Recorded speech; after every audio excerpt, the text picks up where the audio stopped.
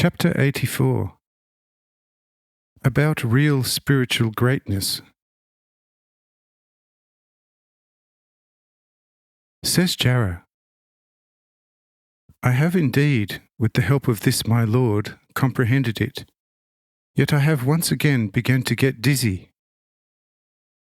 because I have become fully convinced that a created spirit would take an eternity to familiarize himself with just one such main central sun, of which, after what you have said, their number within eternal endless space is countless for human comprehension, each one of which is the carrier, or rather, regent to 3 magnitudes of central and planetary suns within endless orbits, whose numbers no mortal spirit could grasp.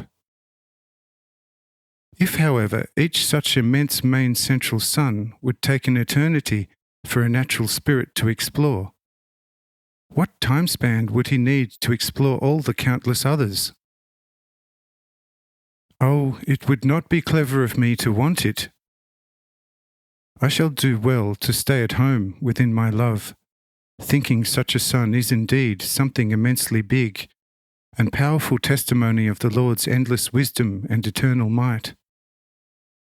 And yet it is nevertheless not able, like I am, to see, understand, and love its God and Creator above all. And behold, this, in my opinion, is vastly more than to be such an endlessly huge sun at some immeasurable depth of endless creation space. And who is to know whether the Lord perhaps loves me as much as such huge sun?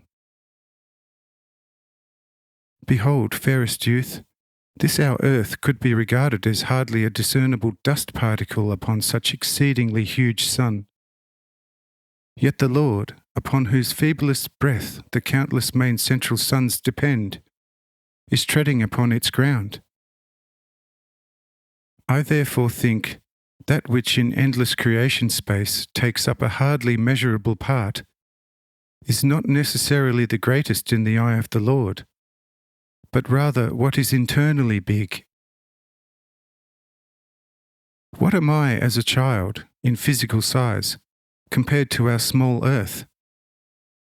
And yet in my breast I feel a space that could quite easily accommodate all your main central suns with all their auxiliary suns and planets. My small eye, with one glance, overlooks 1,000 stars. One can ask whether all the big suns are imbued with such ability. Am I not right? Say I again. You are completely right, and it is so. And you yourself outweighing 1,000 solar regions which illuminating endless creation space. Nevertheless, it is always good for man that he knows my works, to increase his love for me, his Father. But now it begins to dawn, and we shall start waking up our friends. But they must be woken up gradually.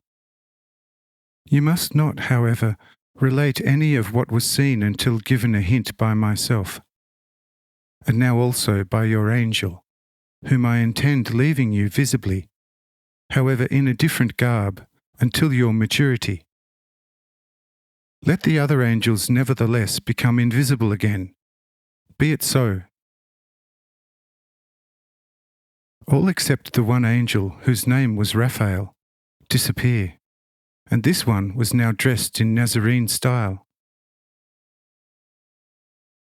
On seeing Raphael dressed so, she says to him, Good, this way I like you better than in your previous heavenly glory, for this way you now fully resemble a human, and I shall be most tender towards you. Only it will be asked, who will take over your guidance of the worlds meanwhile? Says the angel, Do not trouble yourself over it, fairest daughter of God, since I can always be here and there and everywhere without you missing me, except an occasional few moments, which is neither here nor there. I shall, in my event, always rush back to you, for you have become more to me than all the countless suns, some of which we may still have a chance to visit together. But now the Lord wants to awaken our brethren, and we need to be quiet. Says Jara, "Yes, indeed, I'm pleased to comply and already quiet as a mouse."